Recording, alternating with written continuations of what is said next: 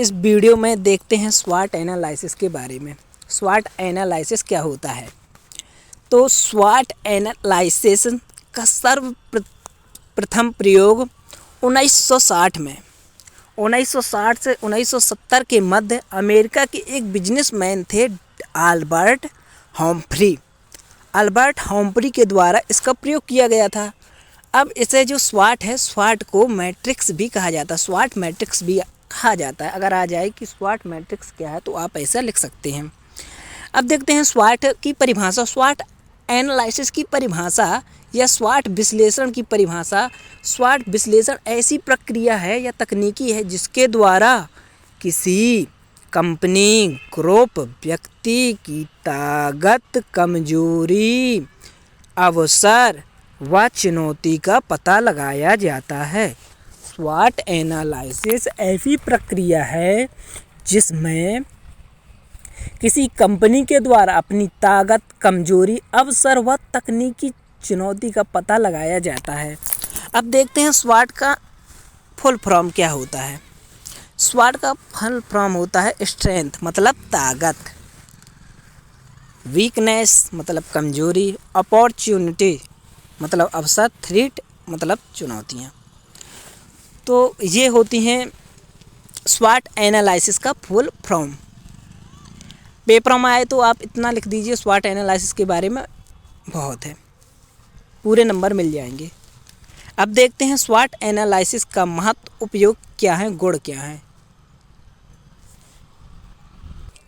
स्वॉट analysis का उद्देश्य। स्वॉट analysis का उद्देश्य क्या होता है? अपनी ताकत, कमजोरी को पहचानना। जो अपनी ताकत है और कमजोरी है उसको पहचानना। बाहरी चुनौती व अवसर को पहचानना। बाहर की जो चुनौतियां हैं और अवसर है उनको पहचानना। या फिर देखिए, जैसे कोई कंपनी है तो कंपनी में जो उसकी ताकतें हैं वो ताकत और उसकी कमजोरियां उसे पता होती हैं, ठीक है। या फिर जो और बाहरी जो चुनौती और अवसर हैं उसको स्वॉट एनालिसिस के द्वारा पहचाना जाता है। अपने बिजनेस की वास्तविक स्थिति का पता लगाने के लिए स्वॉट एनालिसिस ज़रूरी होता है। इसका उद्देश्य यही होता है कि अपने बिजनेस की वास्तविक स्थिति क्या है, ताकत, कमजोरी क्या है, इसका पता लगाना। प्रतियोगी की स्थिति का पता लगाना स्वॉट एनालिसिस का उद्देश्य होता है। हानि व लाभ का पता लगाना। हानि व लाभ का पता लगाना कि हमें इस बिजनेस में या फिर इस क्षेत्र में कितनी लाभ या हानि होगी, इसका पता लगाने के लिए स्वॉट एनालिसिस ज़रूरी होता है।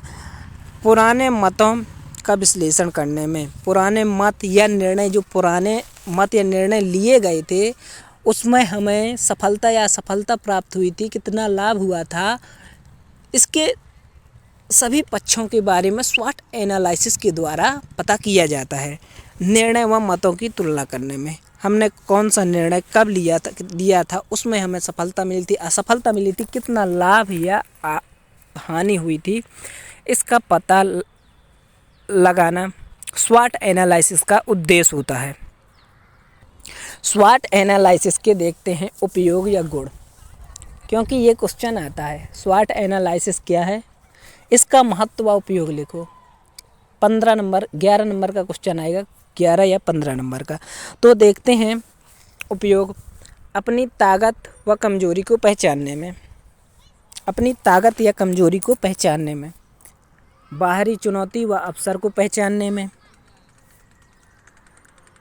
अपने बिजनेस की वास्तविक स्थिति का पता लगाने में कि हमारा बिजनेस अभी बिजनेस की स्थिति क्या है, प्रतियोगी की स्थिति का पता लगाने में कि हमारा प्रतियोगी की ताकत या फिर कमजोरी क्या है उसका पता लगाने में, अपने बिजनेस को बढ़ाने में, व्यवसाय को बढ़ाने में, वो चाहे व्यवसाय किसी का भी हो, निरमा की फैक्ट्री हो या फुल्की का ठेला हो, उसको बढ़ाने में स्वॉट एनालिसिस की आवश्यकता होती है। सही निर्णय लेने में, सही निर्णय किस प्रकार से लिया जाए इसमें स्वॉट एनालिसिस की महत्वपूर्ण भूमिका होती है पुराने मतों का विश्लेषण करने में। स्वॉट एनालिसिस का बहुत उपयोग किया जाता है। इसी में आपको उद्देश्य लिखना है, इसी में उपयोग लिखना है और यही महत्व लिखना है पेपरों में।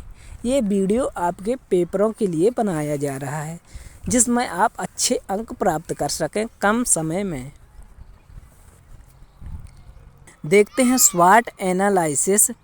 जो स्वॉट एनालिसिस है उसका महत्व क्या है। तो महत्व में आपको पहली हेडिंग डालना है बिजनेस वालों व कंपनी वालों के लिए, और फिर जो उपयोग या गुण लिखवाया है उन्हीं को पूरे को उतार देना है।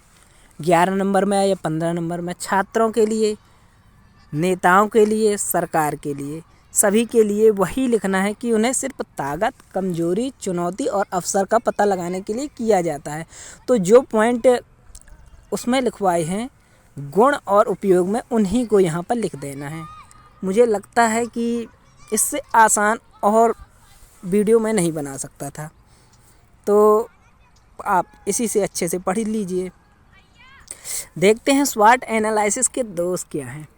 ये कठिन होता है, काफ़ी कठिन होता है, काफ़ी समय लगता है क्योंकि 1-2 दिन की प्रक्रिया नहीं होती। और जब कठिन होता है, समय लगता है, तो कई लोगों को इसमें काम भी करना पड़ेगा।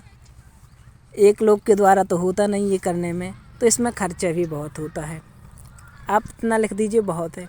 इसके दोष हो गए, स्वॉट एनालिसिस के दोष। मैंने कम से कम समय में अधिक से अधिक ज्ञान और जल्दी याद करने वाला वीडियो बनाया है, तो इसके द्वारा आप अपनी तैयारी को बेहतर बना सकते हैं। देखते हैं अब लक्ष्य क्या होता है। लक्ष्य की परिभाषा देखते हैं। किसी चीज़ को पाने के लिए योजना व रणनीति बनाकर किया गया कार्य लक्ष्य कहलाता है।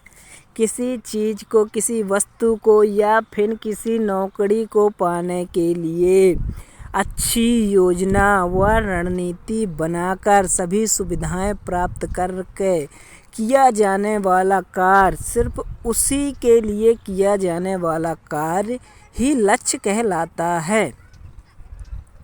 लक्ष्य के बारे में लुई ए एलन ने बताया है।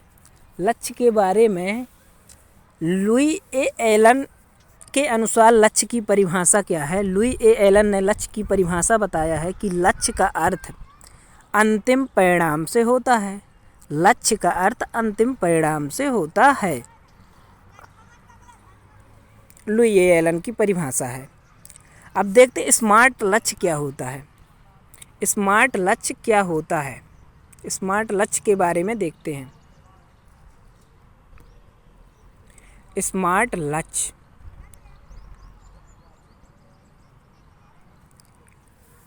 ऐसा लक्ष्य, स्मार्ट लक्ष्य ऐसा लक्ष्य होता है।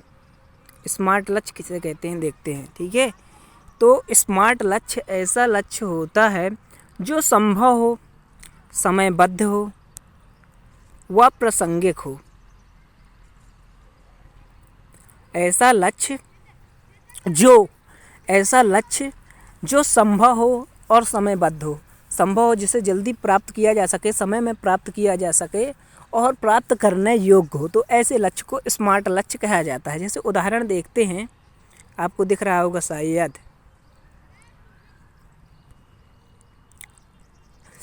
देखिए मापने योग्य हो लक्ष्य को देखते हैं। मापने योग्य, जैसे उदाहरण देखते हैं, मैं 6 महीने में 60,000 शब्द लिखना समाप्त कर दूंगा। मैं 6 महीने में 60,000 शब्द लिख लूँगा या 60,000 शब्दों को समाप्त कर दूंगा। ये देखिए, ठीक है। और अब ये तो मापने योग्य हो गया लक्ष्य। अब प्राप्त करने योग्य है कि नहीं है। मैं प्रतिदिन 2500 शब्द लिखूंगा,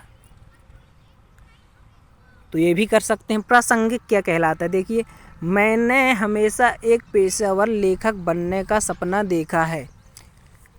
आपकी ये क्षमता होती है। जैसे आप खिलाड़ी हैं तो कह सकते हैं 1 ओवर में 10 रन बना सकता हूँ। ये आपका की क्षमता की निर्भर करता है। अब आता है समयबद्ध।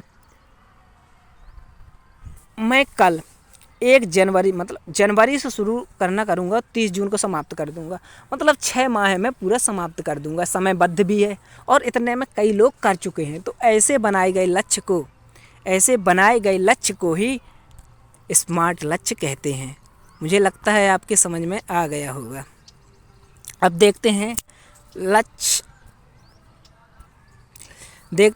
की प्राप्ति। लक्ष्य की प्राप्ति कैसे करेंगे आप? देखिए, निरंतर प्रयास के द्वारा अपने लक्ष्य को प्राप्त करेंगे। त्याग होना चाहिए लक्ष्य को प्राप्त करने के लिए। समर्पण, योजना बनाकर लक्ष्य को प्राप्त करेंगे। समय का प्रबंधन करके और आत्मविश्वास, धैर्य के द्वारा आप सफलता में जो कारण लिखा है उन्हीं को लिख सकते हैं।